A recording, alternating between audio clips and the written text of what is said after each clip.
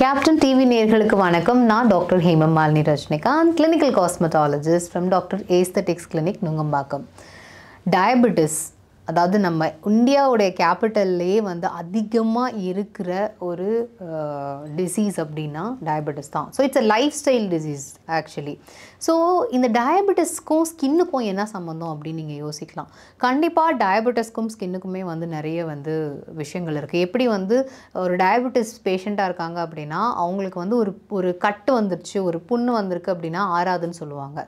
Healing property வந்து ரொம்ப கம்மியாக இருக்கும் சுகர் இன்க்ரீஸ் ஆச்சுன்னா அப்படின்ற ஒரு விஷயம் இருக்குது. ஸோ அப்படி இருக்கிறப்போ நம்ம வந்து நம்மளுடைய ஸ்கின் அப்படின்னு எடுத்துகிட்டு போகிறோம் அப்படின்னா இன்சுலின் நிறைய வந்து ப்ரொடக்ஷன் நடக்கிறப்போ என்ன ஆகும்னா நம்மளுடைய ஸ்கின் வந்து ட்ரைனஸ்க்கும் போகும். At the same time collagen வந்து டெப்ளீஷன் ஆகும். ஸோ கொலாஜன் அப்படின்றது தான் நம்ம எல்லாருக்குமே தெரியும், நம்மளுடைய ஸ்கின்னை அதாவது இப்படி டைட்டாக பிடிச்சிருக்கிற ஒரு நெட்வொர்க்கு பேர் தான் கொலாஜன். ஸோ கொலாஜன் கம்மியாக என்ன ஆகும்னா உங்களுடைய ஸ்கின் வந்து அப்படியே லூஸ் ஆக ஆரம்பிக்கும்.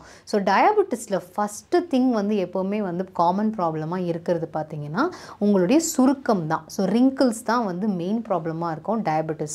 ரெண்டாவது பார்த்தீங்கன்னா ஹைட்ரேஷன்.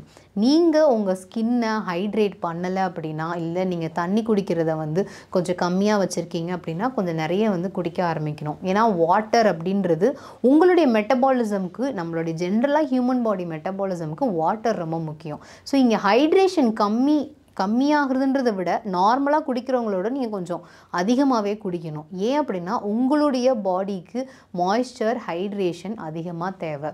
ஸோ அந்த ட்ரைனஸ் ஆஃப் த ஸ்கின் அப்படின்றது ரொம்ப காமன் இன் டயபெட்டிஸ்.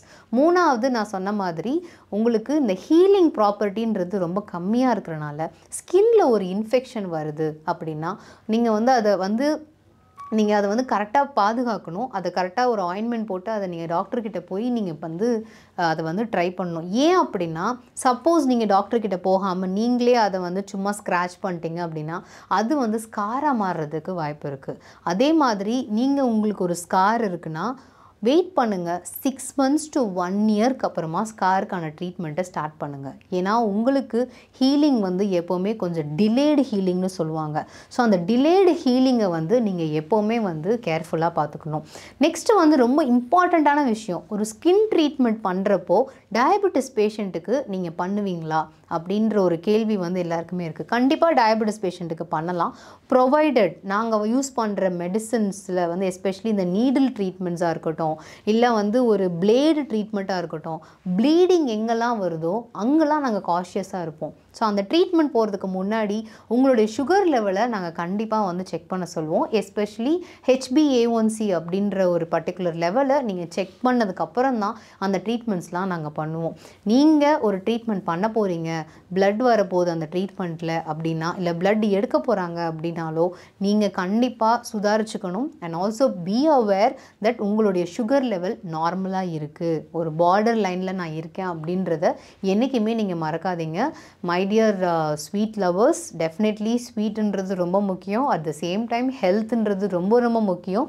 ஸோ உங்களுடைய ஸ்கின்னுக்குமே வந்து பார்த்திங்க அப்படின்னா டயபெட்டிஸ் மைட் அஃபெக்ட். ஸோ நீங்கள் உங்களுக்கு தேவையான விஷயங்களை இந்த வீடியோவில் தெரிஞ்சுக்கிட்டீங்க அப்படின்னு நான் நினைக்கிறேன். நன்றி, வணக்கம்.